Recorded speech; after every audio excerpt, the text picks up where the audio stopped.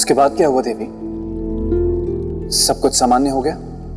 सीमाएं और विवशताएं मनुष्य को बांध देती है राजन। मतलब? मैं कुछ समझा नहीं देवी। मतलब ये कि सम्राट विक्रमादित्य भी सीमाओं से बंधे थे, विवश थे।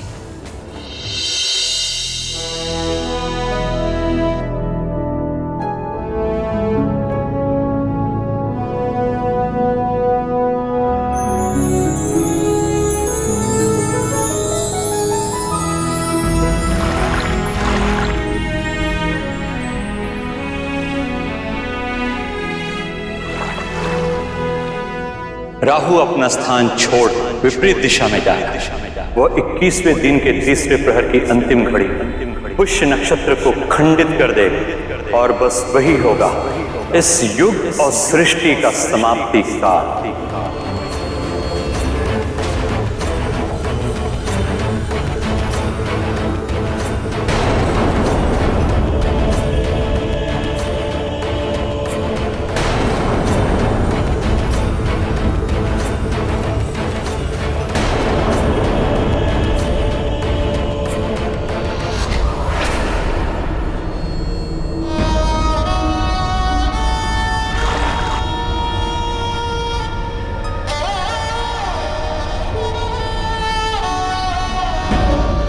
हमारे पास अब केवल 16 दिन बचे हैं, सिर्फ 16 दिन, और उसके बाद राहु।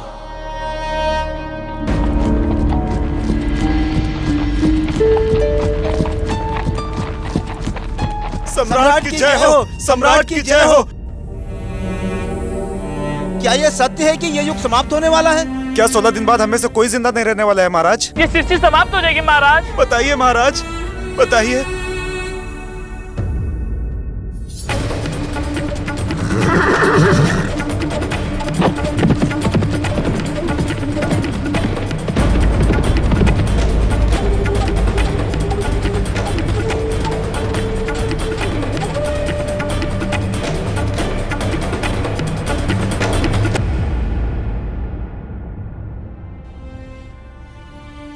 विधाता हम क्या करें? कैसे बचाएं इस संसार को राहु की कोप से? हमें रास्ता बताओ, हमें मार्गदर्शन दो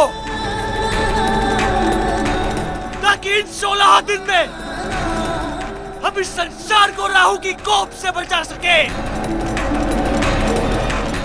हमें रास्ता बताइए विधाता।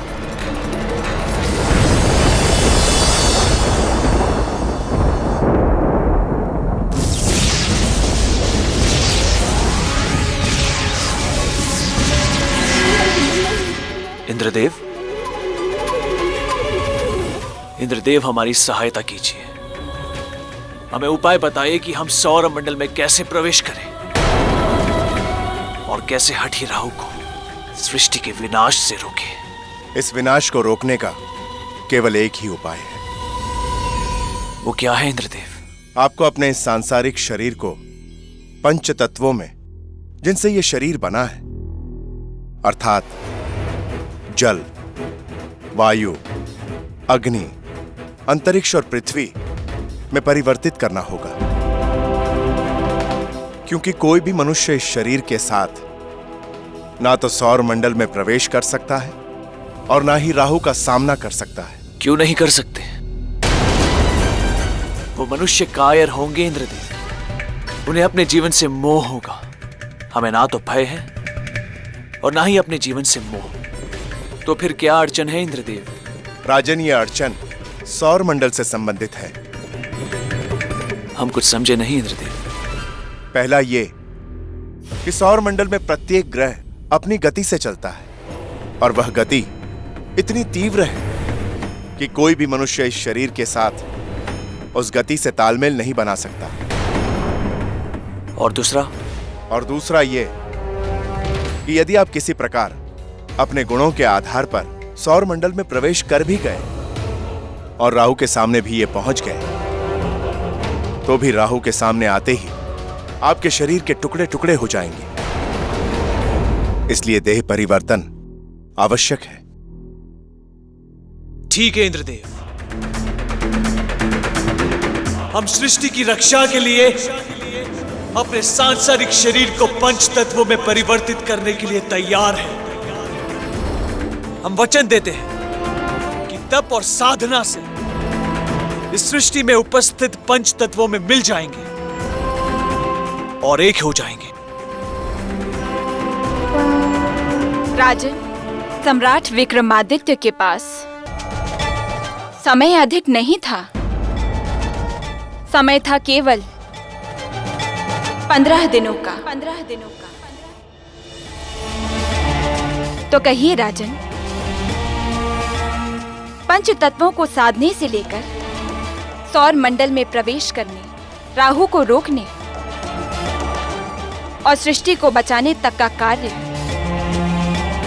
मात्र 15 दिनों में कर पाना क्या संभव था सम्राट विक्रमादित्य के लिए? तो बोलिए बोलिए राजन, उत्तर दीजिए। क्या मात्र इतने कम समय में ये संभव था? बताइए, उत्तर दीजिए। बोलिए राजन, बोलिए, आपको बोलना होगा। बोलिए बोलिए, बताइए, बोलिए। बोलते क्यों नहीं? बोलिए बोलिए, बोलना पड़ेगा। बोलिए बोलिए, बोलना पड़ेगा आपको। बोल है?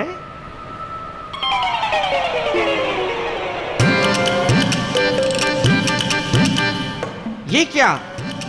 मैं प्रेत भूमि में कैसे आ गया? इसका तो ये अर्थ हुआ कि पराक्रम की पुतली ने इस बार मुझे बिना बताए ही गायब कर दिया। राजन, क्या आप आगे की कथा के लिए तैयार हैं? हाँ देवी, पूरी तरह। परंतु इस बार प्रश्न सरल नहीं है राजन। अब आएगा मजा। अब आया कठिन प्रश्न। और राजा भोज कोई मेरा मित्र विक्रम थोड़े ही है जो इस प्रश्न का उत्तर दे देगा। परीक्षा अगर सरल हो तो वह परीक्षा ही क्या? परीक्षा का अर्थ ही होता है दूसरों की इच्छा की कसौटी पर खरा उतरना। अब परीक्षार्थी से प्रश्न पूछिए देवी। प्रश्न अध्यात्म और योग से जुड़ा है। प्रश्न तो है और कथा के अंत से ही तो जुड़ा होगा ना। जीवित तितलियां फिर से आ गई।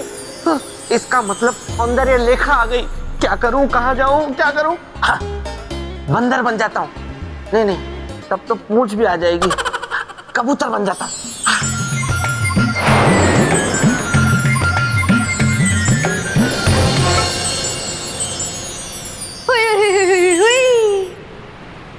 ए मेरे जीवन की गुलाब जामुन के गुलाब, होके ही रहेगा हमारा मिलाप। लेकिन तुम हो कहाँ?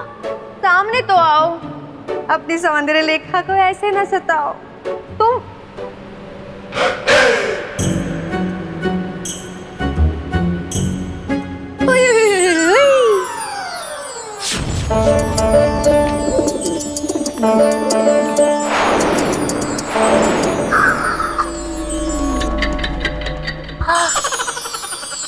लग गया।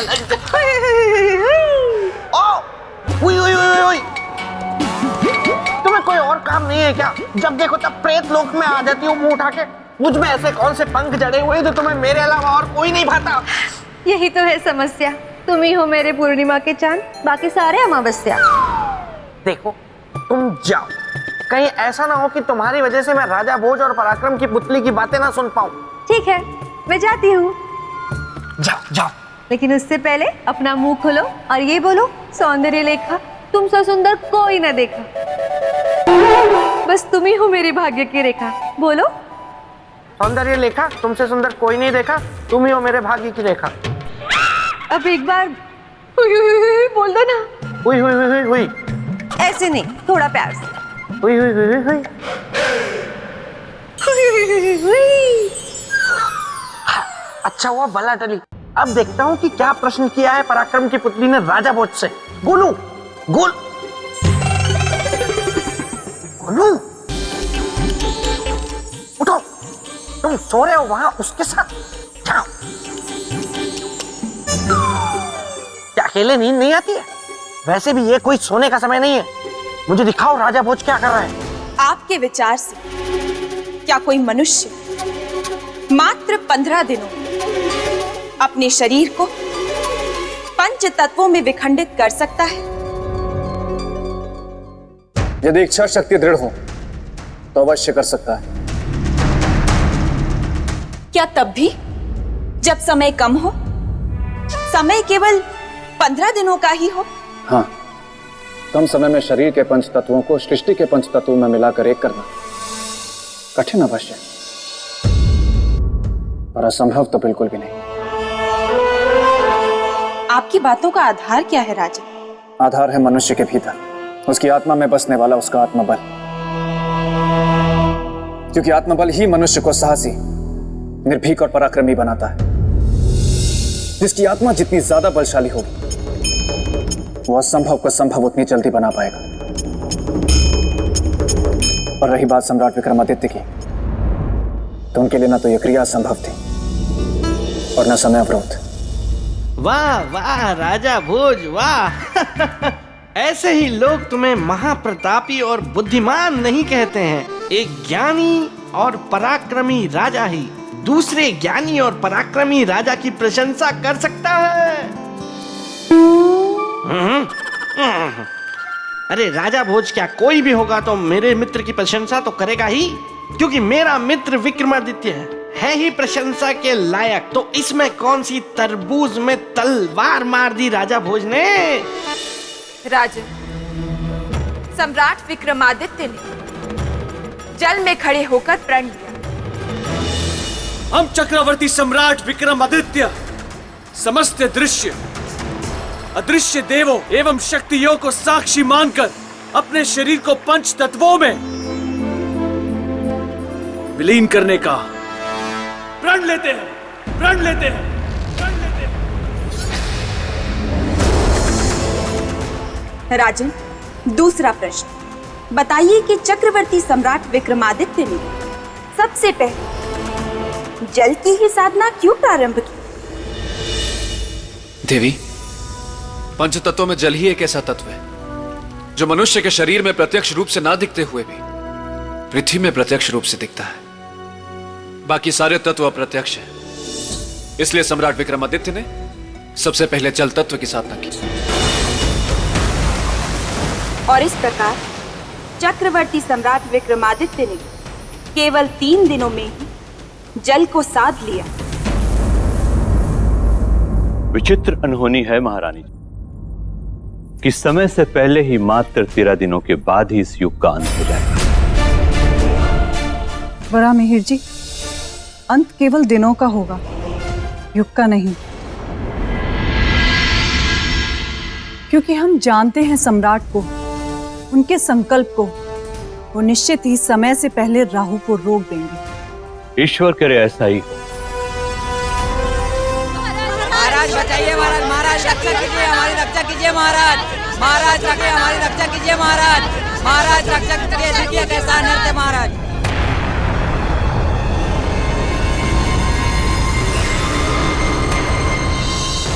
ये क्या है प्रजाजनों? जला हुआ अनाज और झुलसी हुई सब्जियां। यही बात तो हम लोगों के भी समझ में नहीं आ रही महारानी जी। ये सब अचानक क्या होता जा रहा है? क्यों भंडार में रखे रखे ये सारा अनाज राख होते जा रहा है? पेड़ों पे लगे सारे फल सड़ जा रहे हैं महारानी जी। सब्जियां तो जहरीली होती जा रही है। अब तो हमें भी समझ में नहीं आ रहा है महारानी कि हम क्या खाएं और क्या बच्चों को खिलाएं।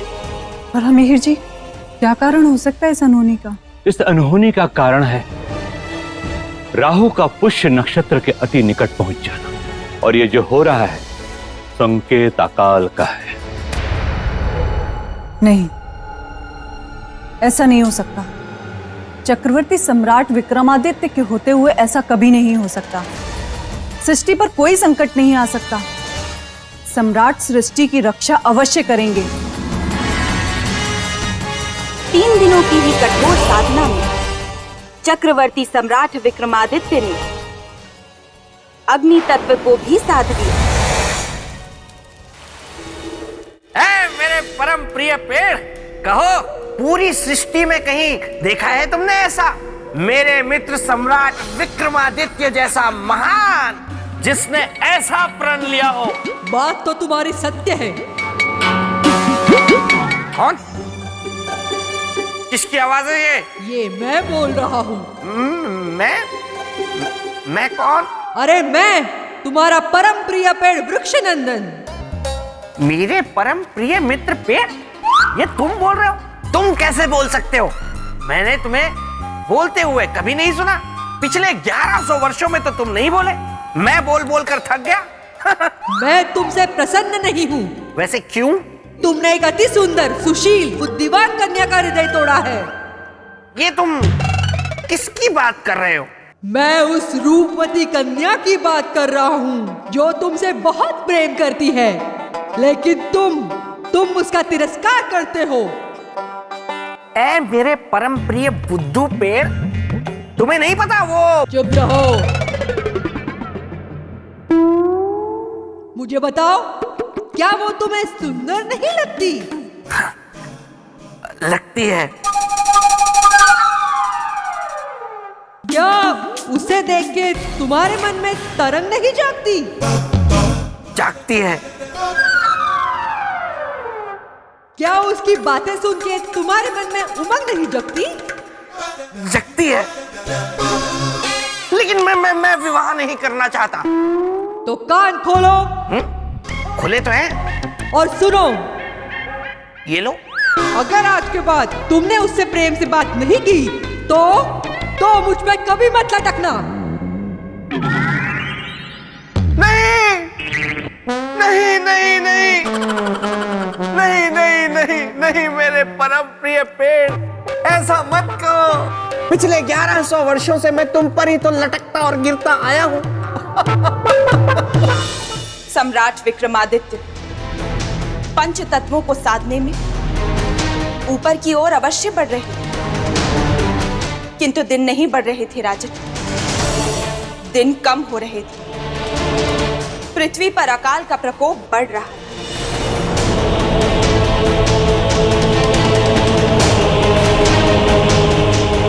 युग अपने अंतिम चरण की ओर बढ़ रहा था और बढ़ रही थी निराशा।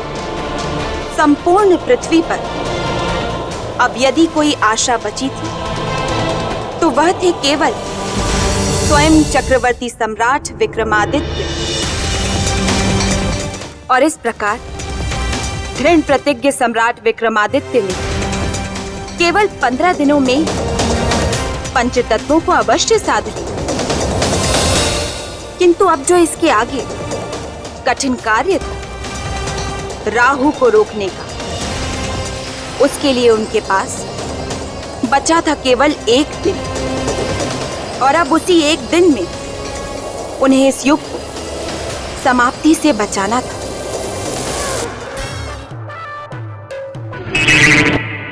तुम्हारे हाथ भी निकल आए?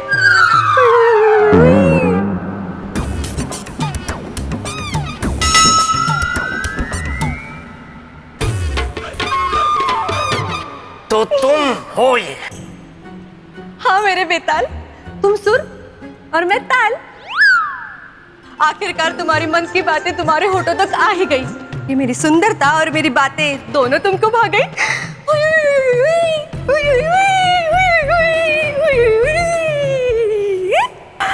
ऐसा मजाक मुझे बिल्कुल भी पसंद नहीं है सौंदर्य लेखा। और अभी तुम यहाँ से जाओ, क्योंकि मुझे देखना है कि पराक्रम की पुतली राजा भोज को मेरे मित्र विक्रम के बारे में और क्या बताती है। आज तो मैं तुम्हारी कोई भी बात मान लूं। कहीं विश्वास नहीं होता। ऐसे ही हर बार एक बार में चली जाए तो मेरी तो मृत्यु सफल हो जाए। पर इसका कुछ तो उपाय करना होगा। हाँ, प्रेत लोक में मेरे मित्र मस्तिष्क कुमार को संदेशा भेज के यहाँ बुलवा लेता हूँ। उसके पास जरूर इस समस्या का कुछ ना कुछ हल होगा। ऐ मेरे परम प्रिय पेड़, अपनी एक टहनी जरा प्रेत लोक भेजना संदेशे के साथ।